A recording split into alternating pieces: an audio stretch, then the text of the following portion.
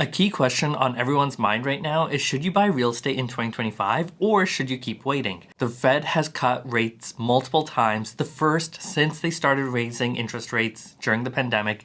So what does all of this mean to you? In this video, I'm going to go through what to think about to make the best decision for you, whether you should buy real estate in 2025 or not. So let's dig into it. When it comes to real estate, there's two main decisions you need to make before you even buy anything. The first one is to consider, is real estate going to be part of your overall portfolio, of your overall wealth? Is this something that you want to do? Do you want to buy a house? Do you want to buy an investment property? That is something you need to consider. And then the second question, once you figure that piece out, is when do you actually make this purchase? And that's what we're going to focus on in this video. So you've decided that real estate is going to be a part of your life, a part of your wealth. So what are some of the pros of buying right now in 2025? The first one is that you get to lock in your home price today. Generally, home values increase with inflation. So if you purchase today, you basically lock in that price and save money in the long run, especially as house prices continue to increase. The second reason is that we have historically low interest rates right now. Despite interest rates being relatively high compared to the last couple of years, especially when the Fed cut them down to basically zero, mortgage rates are still pretty low, especially when you compare it to recent decades. And next, you have refinancing flexibility. So because rates are fairly high right now and they are expected to decrease quite a bit, that means you have more flexibility to refinance later. But let's say rates were at like 6% when you bought a home and then they drop down to 5.5%. Because that difference isn't as great, it makes the flexibility of refinancing very low. Like, you might save a little bit on your repayment to get that refinance, but the amount you're gonna have to spend to do the refinance might not make sense. So that's why, especially if we expect rates to decrease quite a bit, let's say by 2 to 3 percentage points, then it makes more sense to account for that. And then you get to start building equity right away. The sooner you purchase a home, the sooner you buy that, the sooner you start building equity and wealth for your future. And then it's also important to consider what is expected to happen in the economy when it comes to rents. So in 2025, rents are expected to be mostly flat, with increases coming in 2026 and 2027. So what that means for people who are considering whether they want to buy or continuing to rent, in 2025, most of those people are going to be like, it's still cheaper to rent, so I'm going to continue to rent. But as rents go up in 2026 and 2027, then that decision to rent or buy is going to get more skewed, and more people will think, okay, actually, it's a little bit cheaper to buy, especially because rates or rental rates are going up. So what that means is there's going to be more people looking to buy, which is going to drive home prices up even more, which is going to make it more difficult to buy something and you'll be paying more. So there's definitely a benefit to purchasing something now because of that. And especially if you're considering to buy, getting ahead of that trend is going to be beneficial. All right, so we've gone through some of the pros of buying right away, but obviously there's also cons of buying right away as well. So let's dig into some of those. The first one is that refinancing may take longer than you expect. So as I mentioned earlier, rates would need to drop quite a bit to make refinancing make sense. And that can take longer than expected. So when we bought our house hack back in the summer of 2024, rates were starting to come down, the Fed was cutting rates, and we're like, okay, within 12 months, rates should be pretty low that we would be able to refinance. But guess what? Surprise, rates are actually about the same from when we bought our home. In fact, they might even be a little bit higher depending on the time of you watching this video, which is insane because the Fed cut rates, so you'd expect mortgage rates to come down as well, but that has not been the case. So definitely something to keep in mind, that you might be at that higher rate for longer than you had expected, and that is definitely the case with us. The next con of buying a home right away is that as time goes on, more inventory might come onto the market, especially as rates decrease. People are going to want to sell their home as they're looking to purchase a new one.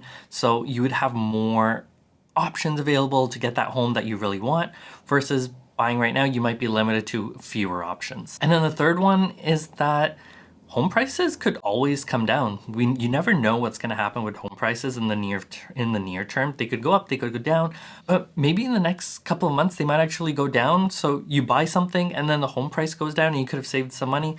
But you can never time the market. You never know what's going to happen. Just as much as the market could go down, it could skyrocket as well. So it's really hard to time the market. And then I think it also depends on what market you're in specifically. For example, here in Seattle, housing prices tend to stay relatively stable because of all the demand that there is for people looking to purchase homes all the time. Okay, so we've gone through the pros and cons of buying a home right away. Now let's look at the other side of waiting to buy a home. So what are some of the pros of that? The first is that rates could go lower. So the Fed has mentioned that they do plan on decreasing rates. We don't know how quickly or how fast that's going to happen, but maybe they do come down pretty drastically, which could end up saving you money on your mortgage. As you wait, you also have more time to save. So let's say you've got a down payment for an average sized home in the neighborhood that you want to buy. But maybe if you wait an extra year, you're able to save up more and you're able to purchase the home in a much better community or a much better neighborhood. So that's something to consider as well. And then you've also got more options. As rates come down, more inventory should come on the market, which again gives you more options of the home that you want to buy. Maybe there's nothing on the market right now that you really like. And so waiting could open up more opportunities for something that you really like, something that you can fall in love with, and something that would be great for years to come for you. And of course, there are downsides of waiting as well. So what are some of the cons? Well, the first one is that home prices could go up. As rates come down, there could be more demand for homes, which causes prices to go up. And then especially in 2026 and 2027, with rental rates expected to increase, that could mean more demand for homes, and that's driving up home prices as well. So the longer you wait, there is that chance that home prices will be higher when you are ready to buy. And then you're also not building equity during that time. So let's say you end up waiting till 2026 or 2027.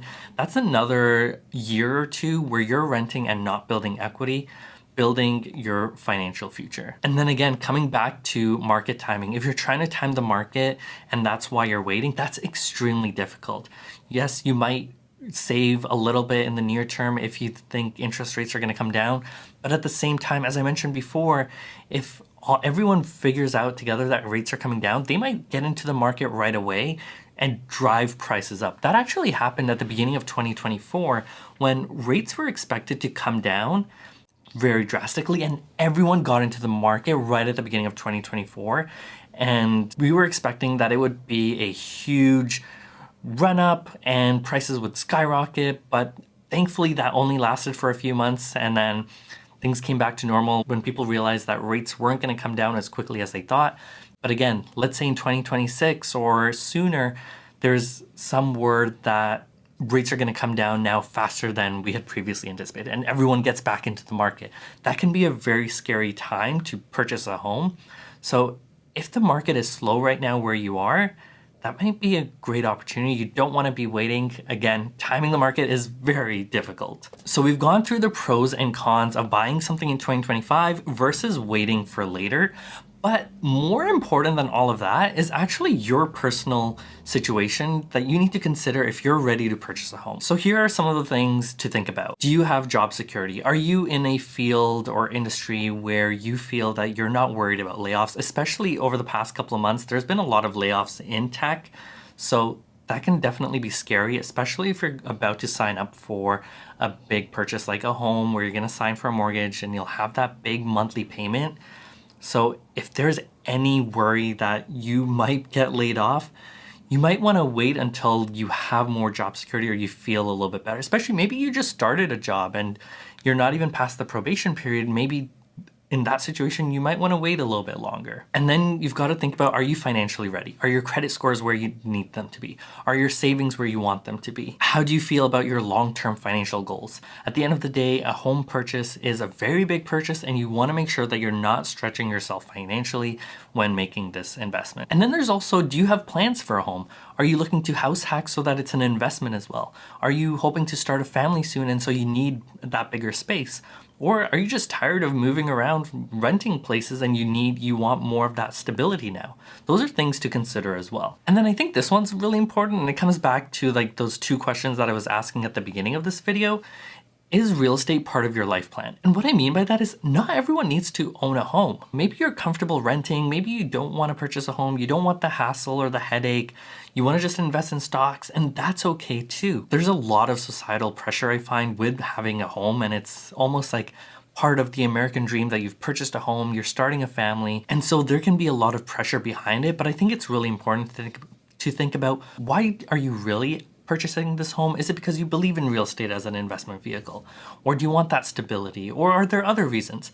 And that's okay too. Just make sure that you know why you're doing it and not just doing it because society tells you that you should be doing this. So should you buy a home in 2025 or wait? The answer really depends on your personal situation. But here's the bottom line. If you've decided to purchase a home and your finances line up, then there's no time like the present to buy. The sooner you buy, the sooner you can start building that equity, start building wealth, and start taking advantage of real estate as an investment vehicle. And the one thing I would recommend is even if you can't afford much, try to look for a house hack that will help offset some of your costs. That's what we did. And I think it's a great way to supercharge your journey to financial independence and financial freedom.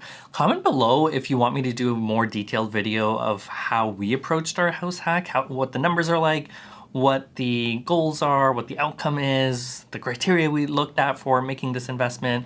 Let me know in the comments below if you want me to do a more detailed video on that. And then also, if you're not ready to make a home purchase yet, don't sweat it, no big deal. Continue to save, continue to invest into the stock market, and then when you are ready, then go ahead and make that investment, make that purchase. So what are your thoughts? Are you planning to buy a home in 2025 or are you going to wait? Let me know in the comments below what you're planning to do, and I will see you on the next video.